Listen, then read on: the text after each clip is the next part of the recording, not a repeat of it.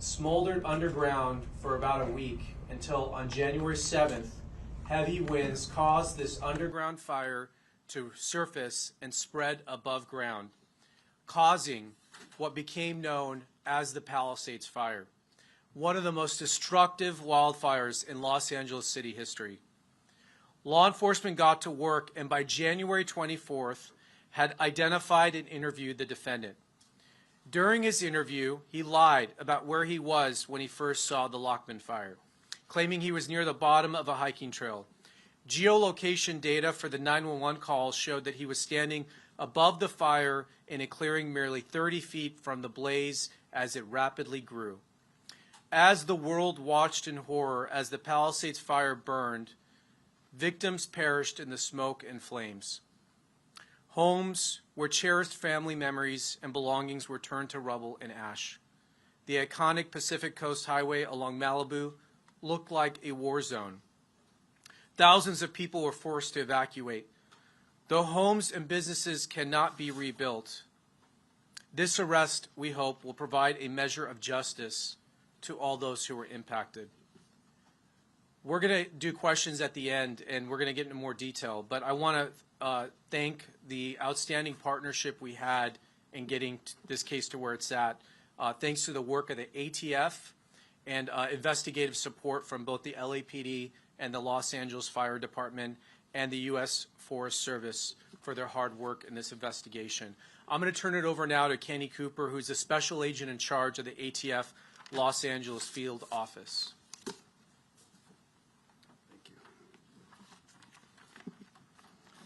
Good morning.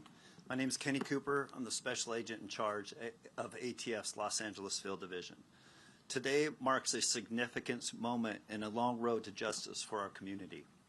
After more than 8 months of tireless, meticulous work, I stand here with our partners, proud to announce an arrest in connection to the devastating Palisades fires that claimed lives, destroyed homes, and shook this community to its core. Jonathan Rindernesh, age 29, residing in Melbourne, Florida, was taken into federal custody by ATF special agents, a Los Angeles City Fire Department investigator, and a Los Angeles police detective. This partnership and arrest is significant in the three agencies working hand in glove to get this investigation to where it is. Rinderneck, as the U.S. Attorney mentioned, is charged under Title 18-844F, malicious destruction by means of a fire of real property owned by an organization receiving federal financial assistance. I know this community has endured a long wait for answers. Families have carried an unmanageable grief, and an entire community has been left to heal while living with questions. Although we cannot share every detail of this investigation, it is still an active investigation, and judicial proceedings remain ahead. I can tell you this, from day one, ATF and our partners have been relentless. We made a promise to find answers, and we have kept that promise. To give you a sense of the work, I want to highlight the extraordinary level of cooperation between ATF and our partners. The Los Angeles City Fire Department, the Los Angeles Police Department, the Orange County Fire Authority, and the United States Forest Service. LA City Fire asked for our assistance, and within 24 hours, ATF's National Response Team arrived on scene. The NRT, ATF's NRT, is an elite team comprised of certified fire investigators, electrical and fire protection engineers, chemists, accelerant detection canine teams, and other experts. We arrived within 24 hours and got to work with our partners. We processed hundreds of acres of damaged fire, examining every inch for the smallest clue. Over the course of the last 8 months, investigators conducted hundreds of interviews, including witnesses overseas, and pursued more than 200 leads. We collected more than 13,000 items of evidence, including fire debris, digital data, DNA samples, all analyzed by ATF's state-of-the-art forensic lab. Our team carried out 500 scientific tests, supported by ATF's Fire Research Lab, the nation's only large-scale fire science lab dedicated to fire investigations. More than 10 of our top engineers and support staff contributed to this laboratory analysis. This investigation has been documented over 300 ATF reports, including a 200-page report detailing the origin and cause of this investigation. ATF technical surveillance specialists were integral in reviewing approximately 1.5 million phone records and data extracted from digital evidence. And I highlight this because I know there's questions on the length that it took us to come to this conclusion. But we were reviewing a lot of evidence from one of the most catastrophic fires in the U.S. history. Through this extraordinary team effort, investigators determined that the Palisades Fire, reported on January 7th, was caused by an intentionally set fire near a viewpoint along the Temescal Ridge Trail into Pegna State Park on January 1st. The fire was a holdover fire, meaning it was deeply seated in dense vegetation and roots and continued to burn undetected until catastrophic weather ensued, resulting in the Palisades Fire. Reignited is now charged with setting the January 1 fire. We know this arrest cannot erase the pain or grief or losses endured, but we hope it is a step forward. It is proof that justice will not be forgotten, that our accountability will be pursued by ATF and our partners, no matter how complex the investigation and no matter how long it takes. To the families who lost so much, we hear you, we honor you, and we will continue to fight for you. The ATF established an email address for the victims and witnesses to contact ATF Victim Witnesses Assistance Program through the Palisades@atf.gov. Once again, I'll say that, the Palisades@atf.gov. Based on the information received, a regional victim witness specialist may contact you. That's my initial statement. I'm going to hand it over to the Chief of LA Police Department, Chief McDonald, and I will be open to questions afterwards. Thank you. Thank you, Kenny. Good morning, and thank you all for being here. I want to begin by thanking the U.S. Attorney's Office, our partners at the Bureau of Alcohol, Tobacco, Firearms, and Explosives, and the dedicated men and women of our Robbery Homicide Division and Major Crimes Division. I also want to recognize and thank the Los Angeles City Fire Department and all of the investigators who came together to support this case. You look at the team standing here, and I couldn't be more proud of the work that was done throughout this investigation. It was extremely intensive and thorough, and the best of the best were working on it, and I'm very thankful for the partnership we enjoy with all of them all the time. The investigation into the Palisades Fire of January 2025 was lengthy, complex, and as I mentioned, extremely thorough. Our detectives responded immediately to the initial incident and worked side by side with our partners at the Los Angeles Fire Department, and once the ATF's National Response Team took on the case, they led the investigation, and our detectives remained fully engaged as partners every step of the way with them. I'm proud of the professionalism and dedication shown by our detectives and the team who work collaboratively with our federal, state, and local partners. That teamwork ultimately led to the arrest of the suspect responsible for this devastating crime. The Palisades Fire was a tragedy that caused enormous harm to the city of Los Angeles. But in the midst of that devastation, we saw something else. Communities coming together with law enforcement, supporting one another, and working through a very, very difficult time. This case is a reminder of the value of strong partnerships across every level of government. When we stand together, local, state, and federal, we are stronger, more effective, and better able to deliver justice for our communities. I'm deeply grateful to everyone who contributed to this investigation, and I look forward to continuing this strong spirit of collaboration as we work to keep Los Angeles safe. Thank you. I'll now turn it back over to U.S. Attorney Bill Asaley.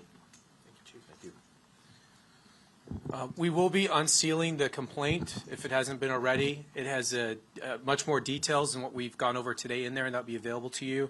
At this time, we will take a few questions.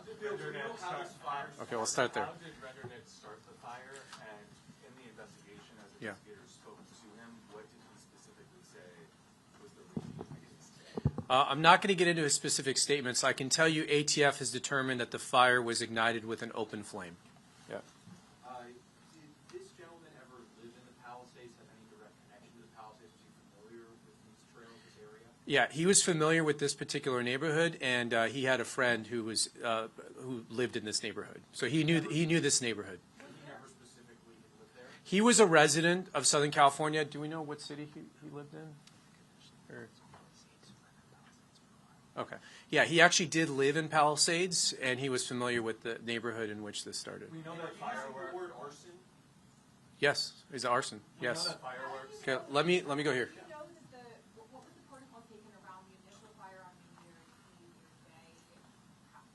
Was there precaution taken to try and make sure that fire was put out properly? And that's quite a Yeah. when that ended and then the next fire. Yeah, we're not going to get into the full fire response. I'll just tell you the fire department did respond, and they don't say they put out fires, they suppress the fire. So they use the best of their abilities at that time to suppress it.